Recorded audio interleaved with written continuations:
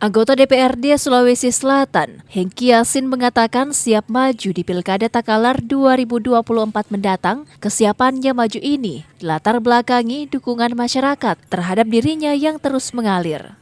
Hengki mengatakan dorongan masyarakat kepada dirinya untuk maju di Pilkada Takalar dia saksikan saat melakukan kunjungan ke wilayah dapilnya. Legislator Partai Kebangkitan Bangsa atau PKB ini mengaku telah melakukan sosialisasi terkait kesiapannya maju di Pilkada Takalar. Selain itu, komunikasi dengan sejumlah elit partai politik tingkat Provinsi Sulsel juga telah dilakukan. Saya bersyukur kalau sudah ada masyarakat yang menyebut-nyebut di Takalar bahwa saya juga bisa dianggap sebagai calon nanti di konstelasi pilkada. Tapi sesungguhnya saya sendiri memang selama ini masih berjalan sebagai anggota DPRD Provinsi Sulawesi Selatan.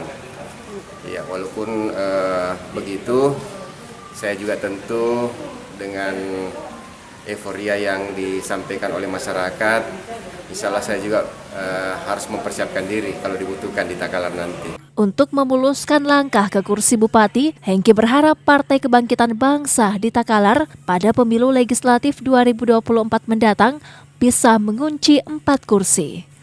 Ira Hairudin, Fajar TV dan Fajar Radio melaporkan.